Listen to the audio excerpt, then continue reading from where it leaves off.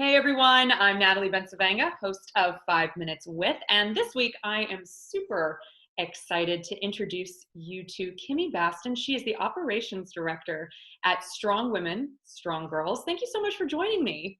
Thank you so much for having me. I'm excited to be here. So for people that may not know, can you talk a little bit about what Strong Women, Strong Girls is?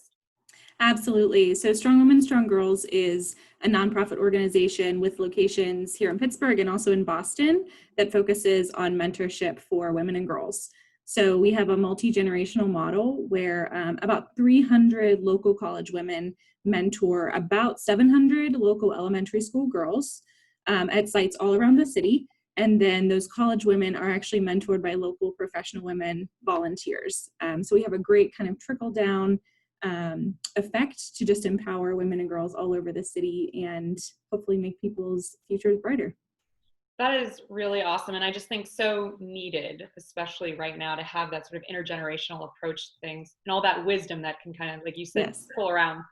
And you guys have an upcoming awards event happening that's normally an in-person breakfast, but this year it's going to be a little different. Do you want to talk about that?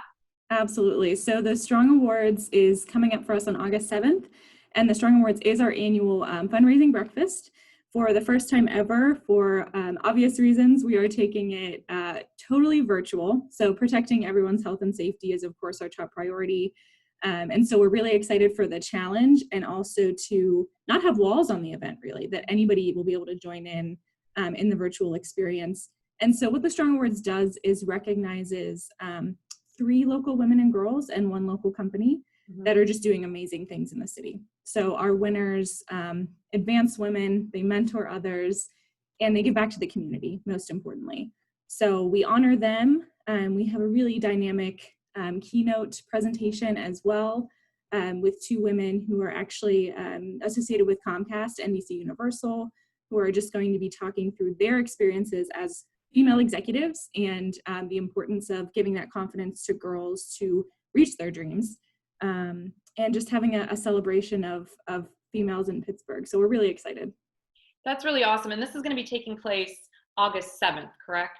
It is, yes. Great. And we'll be able to share information about how you can get tickets. And they're only $45, which I think is really a great price point so that everybody can kind of be engaged and join in with this. And obviously this is such an uncertain time that I think things like this are really important to sort of bringing our communities together. And I took some notes after I learned more about your organization. I wanted to go over some statistics with you because I thought some of these were pretty fascinating.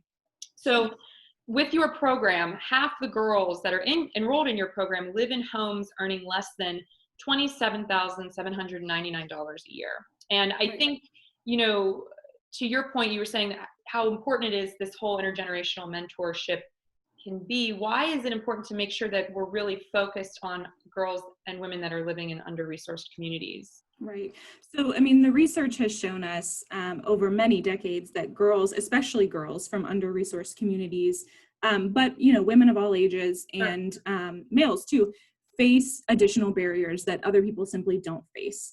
Their communities don't have the resources to support them as they're younger necessarily, and their families could have additional challenges that mean they don't get access to the same things people from other communities do. So we just strive to be there for them, provide that mentorship and provide role models that just show them they can do whatever it is that they dream, and the barriers they have now don't have to be forever.